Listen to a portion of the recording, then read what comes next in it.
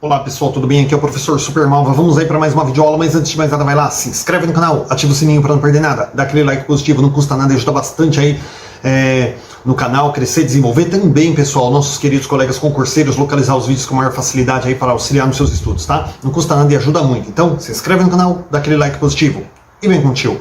Pessoal, nós vamos agora para nossa 9ª aula da BNCC e eu vou fazer aqui uma coisa que eu detesto fazer, pessoal. Eu detesto, eu fico louco quando eu tenho que fazer isso. Eu passei a fazer as filmagens através do celular, pela qualidade da câmera, do áudio, só que o celular, pessoal, quando dá 30 minutos ele corta o vídeo, e aí ele divide em dois, e eu, coitado, né, eu não tenho muita facilidade com essa questão de edição de vídeo e tal, então eu tenho muita dificuldade. Aí o que eu fiz? O que eu faço? Eu tenho que interromper o vídeo e continuar a aula, e essa aula aqui ela vai ficar mais ou menos com 5, 10 minutos aí, que é só para realmente concluir o tema aqui do ensino fundamental, que a gente trabalhou aí, começou a trabalhar na 8ª aula, o infantil e fundamental, e essa aula vai ficar bem curtinha só para concluir o tema mesmo. É uma coisa que eu detesto fazer, mas, tá? Então não adianta, claro que tem que assistir desde a primeira aula, né, pessoal? Mas de repente você, mas eu queria mais as competências, tal, tudo bem, mas mesmo assim tem que assistir a 8ª aula, porque essa 9ª aula aqui, pessoal, tá bem curtinha, é só para completar realmente a temática, eu nem vou entrar em outra para não misturar, tá? Então vamos lá. Competências gerais da Base Nacional Comum Curricular, né? Nós vamos dar continuidade aqui no ensino fundamental. Para garantir o desenvolvimento das competências específicas, cada componente curricular apresenta um conjunto de habilidades. Essas habilidades estão relacionadas a diferentes objetos de conhecimento, aqui entendidos como conteúdos, conceitos e processos, que por sua vez são organizados em unidades temáticas. Então vamos lá. Para garantir o desenvolvimento das competências específicas, pessoal, cada componente curricular ele vai apresentar um conjunto de habilidades. Lembra que eu falei, né? Uma competência é o quê? O conjunto de habilidades. Eu já falei isso em várias aulas, tá? Então, para você entender competência, a competência é o quê? É o conjunto de habilidades necessárias para se adquirir algo, para se, por exemplo, para se exercer uma função. Por exemplo, o professor, ele precisa ter competência para ser professor. Qual que é a competência de professor? Estou com uma afta aqui no canto, pessoal, está me matando. Qual que é a competência para ser professor? Ele tem que saber ler e escrever, tem que ser formado em pedagogia, tem que ter uma boa didática, tem que ter uma boa oratória, tem que ter ética, e por aí vai, né? Várias competências, várias habilidades necessárias para que ele tenha a competência para ser professor. Competência é o conjunto de habilidades. Então, para garantir o desenvolvimento das competências específicas, cada componente curricular ele vai apresentar cada componente curricular vai apresentar um conjunto de habilidades. Essas habilidades elas estão relacionadas a diferentes objetos do conhecimento. Que aqui, pessoal, eles são entendidos como que esses objetos de conhecimento? Conteúdos, conceitos e processos. Conteúdos, aquilo que vai ser trabalhado. Conceito, como vai ser trabalhado. Processo, pessoal, os passos, né? Aliás, conceito e processo é praticamente a mesma coisa, tá? O conteúdo é o que vai ser trabalhado, o conceito misturei. Conceito, o que vai ser trabalhado nesse objeto, e o processo, como vai ser trabalhado, tá? Então são os objetos de conhecimento aí são conteúdos, conceitos e processos, tá? Conteúdo, o objeto do conhecimento, conceito, o que vai ser trabalhado nesse objeto e processo, como vai ser trabalhado, tá? Gente, todo mundo erra, né? Então eu dei uma erradinha aqui, mas já consertei. Que por sua vez são organizados em unidades temáticas. Então as unidades temáticas são as formas de organização aí desses conceitos, conteúdos e processos. Respeitando as muitas possibilidades de organização do conhecimento escolar, as unidades temáticas definem um arranjo dos objetos de conhecimento ao longo do ensino fundamental adequado às especificidades dos diferentes grupos curriculares. Cada unidade temática contempla uma gama maior ou menor de objetos de conhecimento, assim como cada objeto de conhecimento se relaciona a um número variável de habilidades.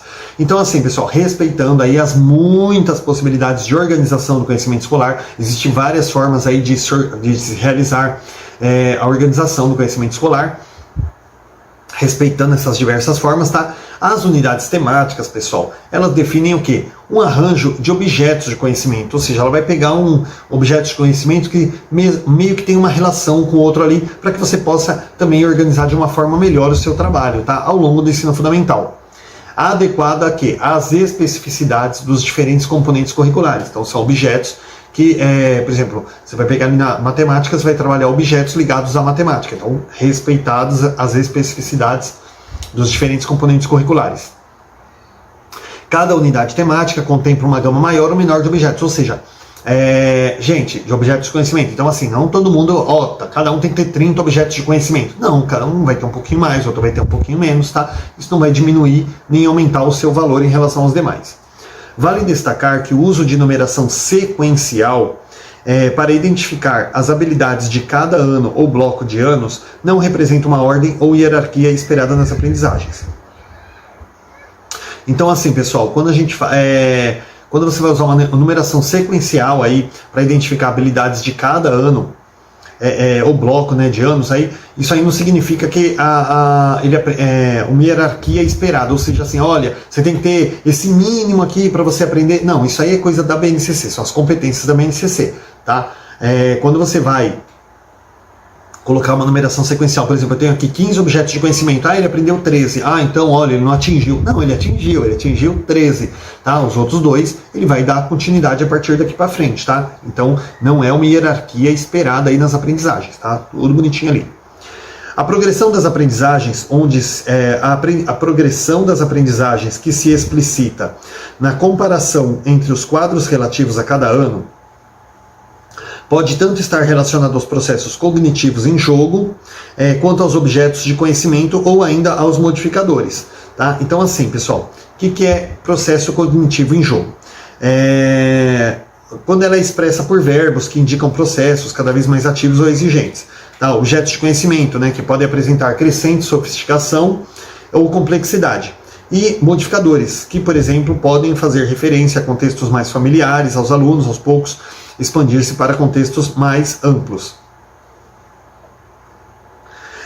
Então assim, pessoal, a progressão da atividade, ela pode tanto se relacionar na parte cognitiva da criança, como na parte de complexidade. Às vezes é um tema mais fácil, mas a criança ela tem uma complexidade maior a respeito daquilo, como também, pessoal, contextos familiares, né? Ou a criança, às vezes, é uma criança mais madura, uma criança que às vezes ela tem uma maturidade muito maior do que as demais. Então assim, e isso vai ser jogado depois para as outras áreas, tá? Então isso aí, a progressão das aprendizagens também, ela não pode ser ali rígida, tipo assim, olha, ele não aprendeu nada de matemática, não aprendeu nada disso, ele é muito bom aluno, mas ele não desenvolveu nisso. Então essa progressão, ela também existe essa comparação de quadros relativos, tá? Você vai considerar isso no aluno também.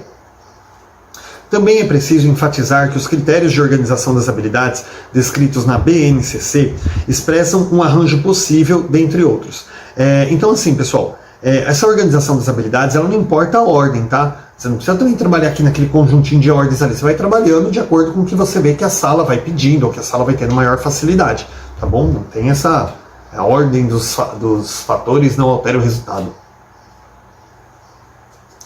Portanto, os agrupamentos propostos não devem ser tomados como modelo obrigatório para o desenho do currículo. Então, assim, esses agrupamentos, a qual a BNCC ela coloca lá no quadro dela, que aqui não tem como passar, esses agrupamentos, eles não devem ser tomados como um modelo seco ali, justo, né, engessado, que você tem que trabalhar. Não, você vai desenvolver o currículo de acordo com a realidade da sua escola, do seu alunado, juntamente com ele, mas ali você tem exemplos que podem auxiliar bastante, você vai usar aquilo de acordo com as suas necessidades, tá? Então, não é um modelo obrigatório. A forma de apresentação adotada na BNCC, ela tem por objetivo assegurar a clareza, a precisão e a explicitação do que se espera de que todos os alunos aprendam na educação básica, fornecendo orientações para a elaboração de currículos em todo o país, adequados aos diferentes contextos. Então, assim, pessoal, quando a BNCC ela coloca essa estrutura de atividades, de objetivos, de modo a assegurar a clareza, a precisão e a explicitação aí do que se espera dos alunos, do que os alunos precisam aprender, tá? Mas você não precisa seguir isso aqui à risca, você vai seguir exemplos e adequar aí de acordo com a realidade da sua escola, tá? E ela fornece também aí orientações para a elaboração de currículos em todos os países, adequado aos diferentes contextos, que foi isso que eu falei, a realidade de cada um. Pessoal, como eu falei, essa aula aí, vai dar 10 minutos agora. Ficou bem curtinho, que realmente era só para concluir esse texto, não gosto de dividir, mas ó, gente, prometo que uma hora eu vou aprender a editar vídeo, aí eu junto, fica ali um vídeo de 40 minutinhos, que não fica tão longo. E, né, evita de vocês terem que ficar subdividindo aula, tá? Então desculpa dessa vez aí, mas tem momentos aí que a gente tem que readequar, tá bom? Isso faz parte até dos nossos estudos, que a gente fala assim sobre o currículo flexível, né, pessoal? A gente trabalha de uma forma flexível também, não dá para ser tudo do jeito que a gente quer. Se precisar dar uma mudada, a gente tem que estar aberto aí, né, de acordo com as necessidades, que foi o caso agora, tá bom? Pessoal, não esquece de se inscrever no canal e dar aquele like positivo, bons estudos, e até a próxima aula, porque tem bastante conteúdo, viu, pessoal?